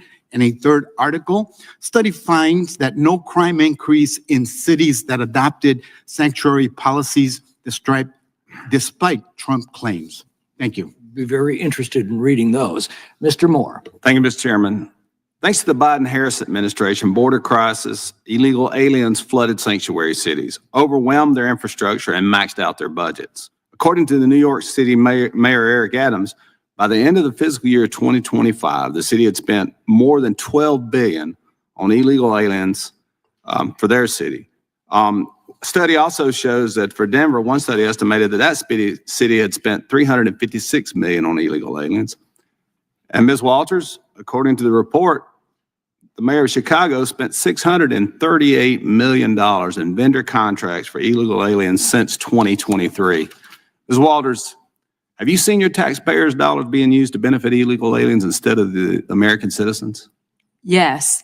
And actually, after he spent all that money, he then came back and tried to propose a $300 million property tax on the American citizens. So not only did he take our tax dollars and spend it on people who, and let me just say this, when you come across that border illegally, you have broke the law, therefore making you a criminal. So the 20 million people who cross this border are criminals. So let's just get that. So get that straight right now. That's why we trust President Trump, because he is listening to the American citizens. And the Democrat Party, that's why their rating is what, 26%? Because they refuse to listen to what the American citizens want. Ms. Walters, I think really, Ms. Walters, I think really you're right. And I think, so is that how you see Chicago flipping red? Is it the immigration issue? I know that was a big issue in this election, and I agree with you. If people come across the border illegal, they are lawbreakers by definition. And we're not a sanctuary city in Alabama, but I'll tell you this, I had a 14-year-old girl drug into a restroom in Wetumpka, Alabama, and raped by an individual who he had claimed to be a minor when he came to the U.S. He was 31 years old. And the Biden administration didn't bother to do a background check, turn him loose in our community. And we're not a sanctuary city. I cannot imagine what these sanctuary cities are having to deal with. And these law enforcement officers, when they're trying to just, for public safety purposes, catch people and then not even notify us because they just want to release them back into the community. So tell me, so you think this issue of just the very people who supported the Democratic Party are being left in the cold, in my humble opinion. And so is that how you're seeing Chicago flip red, because of the Democratic policies and what they're doing to those communities they're supposed to be protecting? Yes, Chicago Flips Red established because of that. And we are going to make it our business because we have seen the destruction that the Democratic Party policies have done to our communities in our city. It's funny that Mr. Garcia is from Chicago and he cannot tell you as what's happening in our community, because if he came into our community, he would see all the gang graffiti, the Trendy Agua signs, the MS-13. He would see that across the street in the park and where they're putting the shelters at, that all the needles that's in the park, all night, all we hear is music all night, and the drinking and the defecating on the streets, all the the illegal restaurants that are allowed to operate on the residential, on our corners. So Ms. Waters, in some ways, you feel almost like a prisoner in your own community because of the policies of the administration prior to Trump. Yes, and then they can't lock him up. My husband just retired. He's a police officer. They cannot lock them up, and they wasn't reporting the numbers. So if an illegal alien committed a crime, they wasn't reporting it, and then you didn't know. So that's why they say, oh, there's less crime by a lot of the illegals, because they're not bothering reporting the crimes that illegals are actually committing in those communities. Yes. I got you. Hey, real quick question, and you can finish up on this. Democrats really, they attack Republicans often. They call us racist because of our opposition to sanctuary jurisdictions. What is your response to that when they say we're here trying to make communities safe and they're calling us racist? What is your response to that sort of rhetoric? Well, I say call me a racist. And I don't want anybody who crossed over here illegally, unvetted, I don't want them in my community. So you call me racist because let me say, the Democratic Party is so far from reality. They go in their gated communities. I don't see any of those people that's advocating to keep these people here. I don't see them in their house and their communities. They don't have them around their children or their husbands, but yet and still they're advocating for us to allow this in our communities around our kids and our families. Thank you, Ms. Walters. I gotta yield back. Thank you, Mr. Chairman. Time's expired. Ms. Crockett. Thank you so much. I just want to clarify that usually when we talk about racism in the Republican Party, it has to do with things like deleting the history of Jackie Robinson, deleting the history of Harriet Tubman, or deciding that the Tuskegee Airmen should be deleted, or maybe just defunding the African American Museum. The list kind of goes on and on and on, but I am not here to talk about why they are racist. I am here to talk about some other things as it relates to immigration. So let's get to that. You know, it's interesting because we got all these theories. I don't know why we put up with getting data and facts if we just gonna sit here and talk about how we feel. So, you know, maybe we can inject some facts into these feelings. I'm not really sure.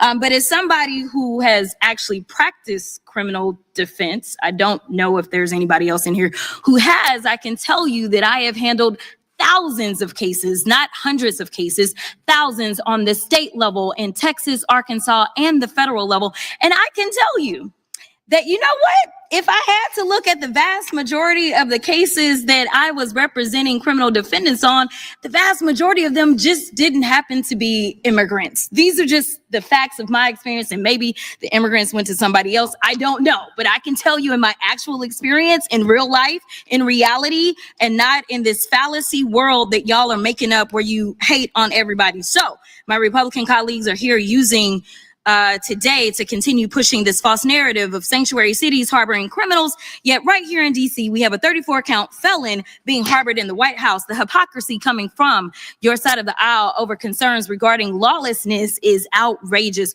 Right now, House Republicans are conducting town halls with constituents lying about our legal system. That, quote, there is no due process if you come here illegally because you violated the law. That immigrants, quote, are not entitled to due process. Nowhere in the Constitution does it say that. We all want to live in a country where we respect the law. So I'm a bit surprised that Republicans aren't up in arms with Trump detaining and deporting U.S. citizens and people who are lawfully present here in the United States. What Trump and ICE are doing is a disgrace, and it's all being done without respect for our laws. For example, Mr. Neri Alvarado, a Dallas-based baker, was arrested and deported to El Salvador prison for having an autism awareness tattoo in honor of his 15-year-old autistic brother. This was done despite never having been to El Salvador, despite having no gang affiliation, and despite having no organized crime connection. He was deported because ICE agents have been detaining, quote, all Venezuelans with tattoos. And to be clear, this type of racial profiling isn't just a one-off. In fact, the ACLU, using DHS's own data, mind you, found that at least 65% of the states and local agencies voluntarily working with ICE have records of racial profiling and civil rights violations. Mr. Franklin, first of all, and Sheriff, let me thank you for your service too, because I appreciate law enforcement. I just want to put that out there. But Mr. Franklin, Major Franklin, you're a decorated law enforcement officer. Yes or no, in your experience, does racially profiling people make communities safer? No. And yes or no, does ICE forcing state or local law enforcement to detain people make communities safer? No. You know, it's interesting because we've already, and we're gonna, do Groundhog's Day a couple of times, seemingly here. Actually, let me give you the facts real quick before I go to that. In fact, a report for the American Immigration Council found that cities that didn't enforce ICE detainers have 35.5% lower crime rates, 2.3% lower poverty rates, and relied less on public assistance, including 4.9% less for children under 18. And I do want to be clear right now, ICE is trying to work with the IRS because we actually take in billions of dollars because of immigrants in this country, and now they're going to try to get them out. And I'm going to tell you that the biggest issue that we have, I really don't think this should be a partisan issue, so I'm going to agree with my Republican colleagues. I think that we all should want to be safe in our communities. The problem that we have is that we have an incompetent administration, that everything that they touch turns to shit. Because what they do is they take a wide sweeping brush and they have decided that the enemy is now going to be immigrants instead of taking a scalpel. That's all we're asking, is to be exact in what you're doing instead of taking a sledgehammer to everything. Thank you, and I will yield. Mr. Hunt. Thank you, Mr. Chairman. The Democrats keep using the phrase constitutional crisis, but the real constitutional crisis is sanctuary city mayors, DAs, and judges who are defying federal law and preventing the president from doing the job that he was elected to do by the American people. It is the job of the federal government to keep Americans safe. When violent gangs are taking over American cities like Chicago, that is an invading army. When you can't live peacefully in an apartment in Colorado, that is also an invading army. No judge, DA, or liberal mayor should be able to usurp the power of our commander-in-chief, who was elected by 77 million Americans, and now the Supreme Court agrees. Since the Democrats do not like the result of the election, you would think that they will be focusing on the midterms coming up, but instead they are engaging in a judicial coup d'etat.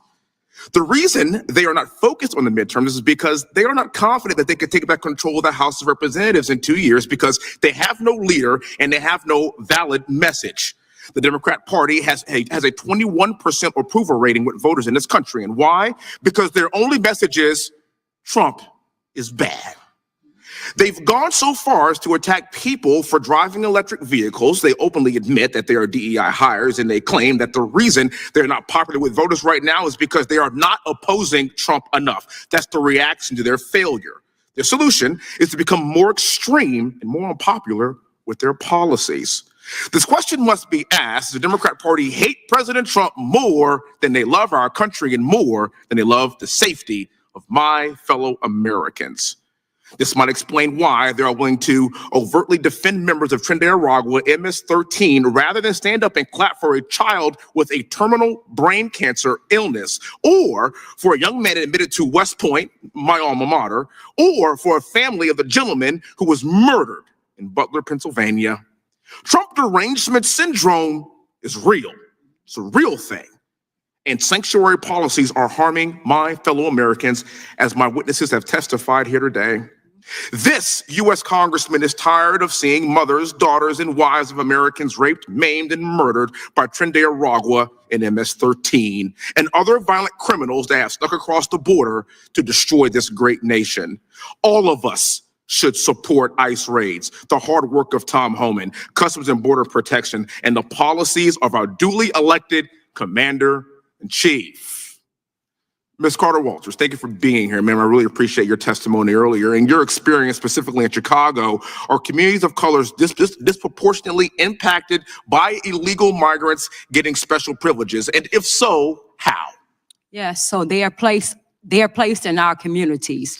They are not placed anywhere else but in our communities.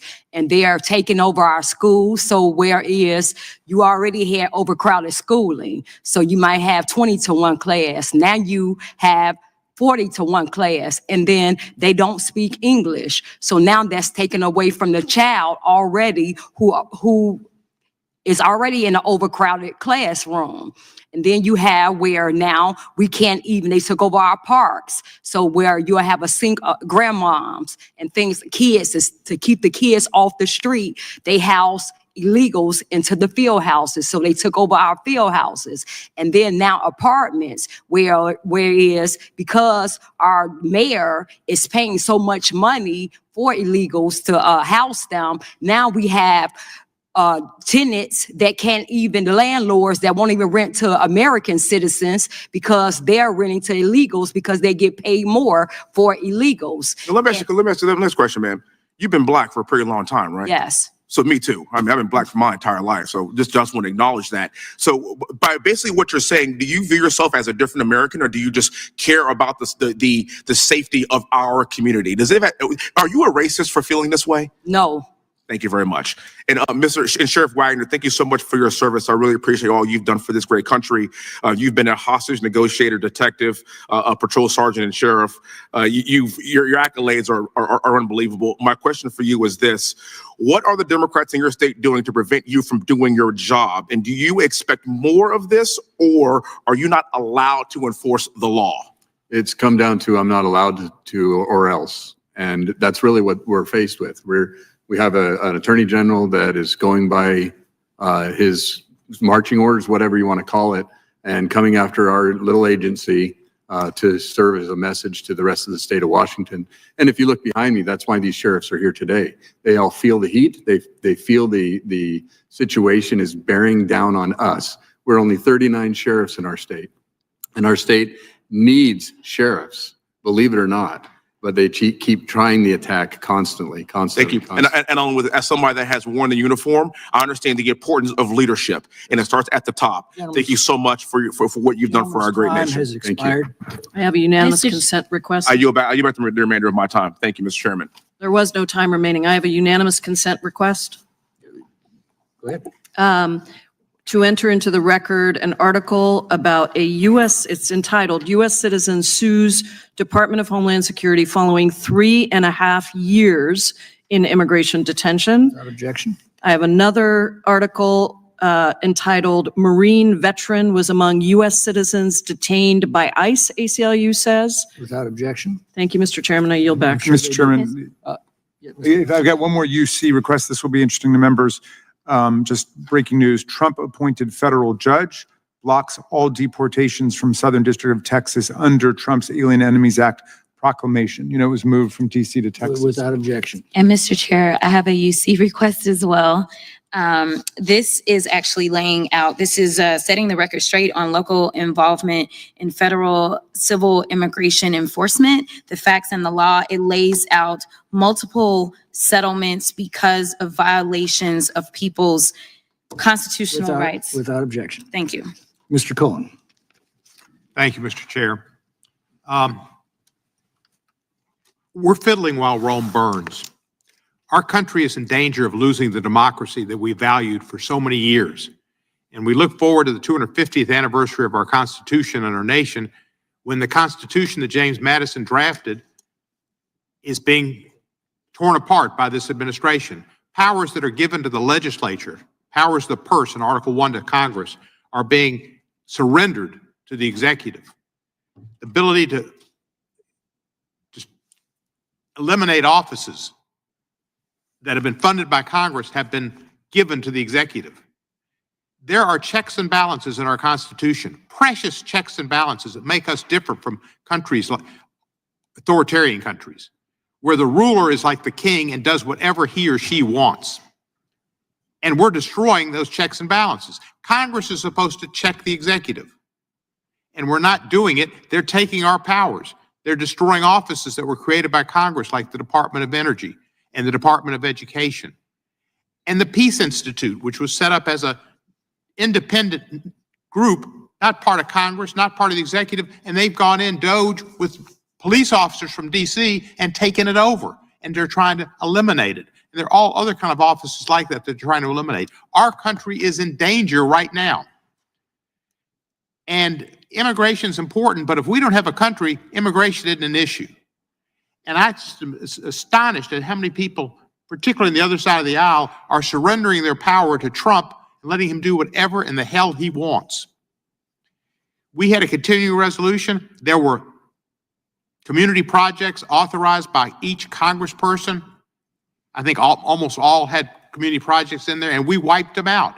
But Article 1 says we're in charge of the purse, and we come up and make recommendations, and rather than include them in a congressionally ordered continuing resolution, we eliminate them.